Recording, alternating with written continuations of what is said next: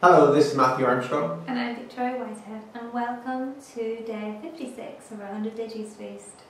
Okay, so today I would like to talk a little bit something, just clear up some confusion really.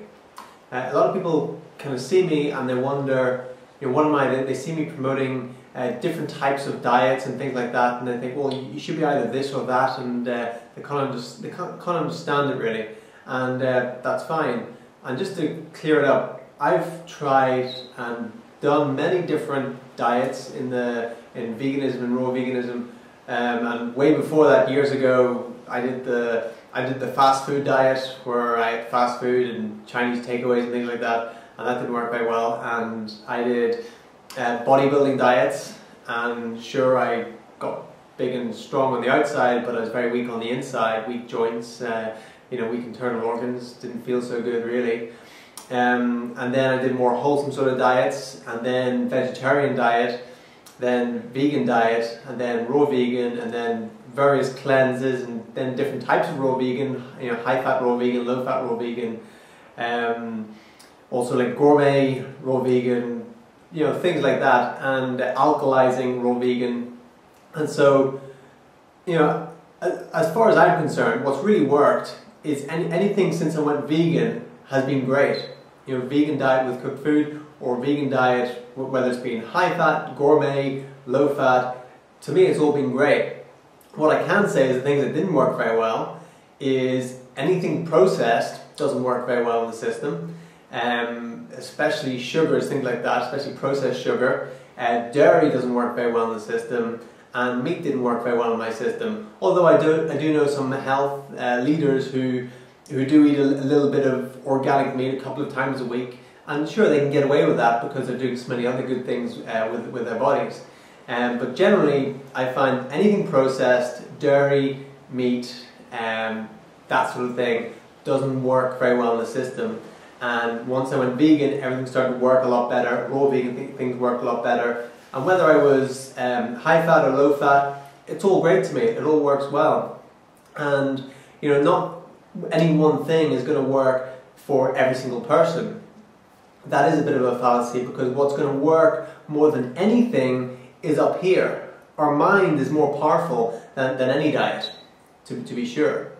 And we can be on lots of different diets, but if our mind isn't right, then the diet's not going to work for us really. We've got to get the mind right. Diet helps, but the mind is more powerful than anything.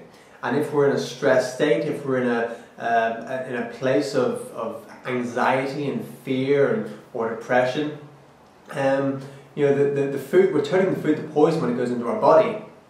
The food's going to help. The food's going to help bring us away from stress, away from anxiety, but at the end of the day, that's the most powerful thing.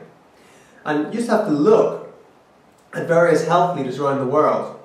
I pick up a book and I read it, and it tells me that don't eat any fruit because fruit causes, fruit's got sugar in it. Sugars are contributed to cancer, so you can get cancer from that.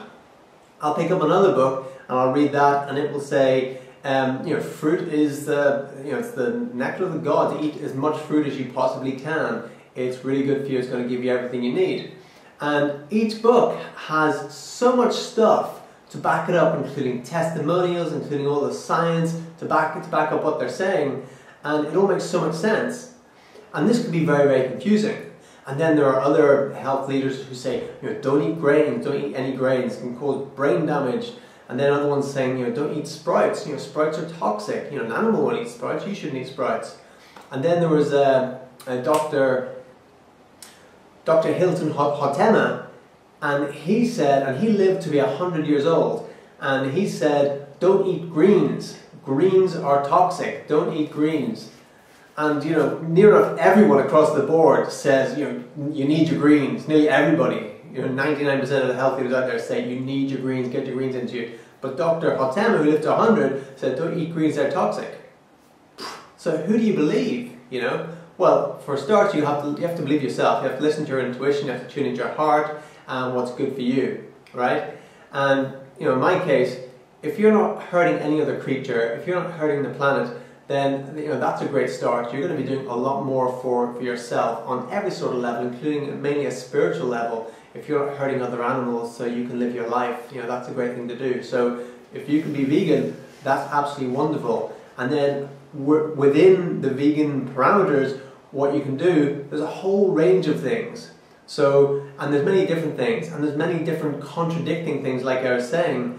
And the truth is that there can be two truths simultaneously working, but appear to be in complete confliction or contradiction with each other. And this is the divine dichotomy. And there can be two simultaneous truths. Well, one person is saying, don't eat fruit, it's really bad for you. Another person is saying, eat as much fruit as possible. They can both be absolutely right, both at the same time. One person saying, don't eat salt, salt's poison, even the Himalayan salt, even the Celtic Ocean sea salt, and they have so much evidence to back that up, so much scientific evidence, and then there's someone else saying, you need salt, salt is the conductor, that's how to charge your cells. And there's so much science to back it up, there's results and everything, and who's right? They can both be right at the same time, so that's what I'm saying. So open up to it, open up to the possibility, and step into the field of infinite possibilities, where there isn't just this one truth, this one way of eating, this one way of living. There is just infinite, and that is the gift that we have as humans, is to be able to see this this field of infinite possibilities and live in it, and for it to be our playground, and see what actually serves us, and let that guide us. What serves us, what serves others, what serves the planet, what serves the greater good. And for me, that is absolutely just following your heart. And when you follow your heart, then you'll be doing what really serves you. Does that make sense? Yeah. Okay. You want to see a yoga posture? Okay, there you go. This is Warrior 3, and if you haven't seen the last two videos, make sure you check them out to get Warrior 2 and Warrior 1. And Warrior 3 is a great one, and one of the reasons why I love it, the three reasons why I love it, is it's a combination of flexibility, also balance, and also strength. So it's a posture that has the three of those in there. So let's do it. So start off on your mat, and you're simply taking one step forward. And from there, you're balancing on one leg. And as you raise up the back leg, you raise up the forward hands. Both palms facing each other in alignment.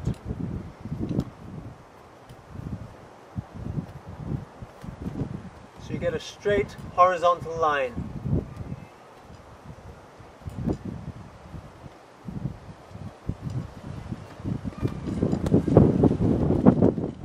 Make sure you focus on a point in front to keep your balance. And breathing in, coming up. And then after that, do the other side. And you'll feel that it's a good workout on the glutes. Really tightens up all the muscles up the back here as well. So it's great for that sort of stability. Also your balance, and as well flexibility on the hamstrings as well. So Matthew was talking about the different types of diets, and whichever diet you decide to partake in, there's some things which help everyone, such as making sure that you chew your food until it's liquid before swallowing it. That really helps with your digestion. Also the thoughts that you're thinking when you're eating that food, make sure that you're sitting in gratitude, thinking grateful thoughts for the food when you eat it, because that's going to then change the energy in the food, and also change the energy that you're in, the chemicals that you're producing in your body whilst you're eating that food. So that's going to, and also the thoughts you think on a daily basis as you're going about your life. If you're thinking negative thoughts, that's going to create stress in your system, which is creating acid in your system. So somebody could eat as much of an alkaline diet as they wanted, and if they're thinking negative thoughts all the time, that's creating so much stress, and then people wonder, well, I eat a really healthy diet, but why am I sick? And it's just necessarily the thoughts that the person's thinking. So there's loads of different things which contribute to why a person might be healthy or sick, and it's not necessarily always the food that you put into your mouth. Yeah, in the mind, it's so powerful.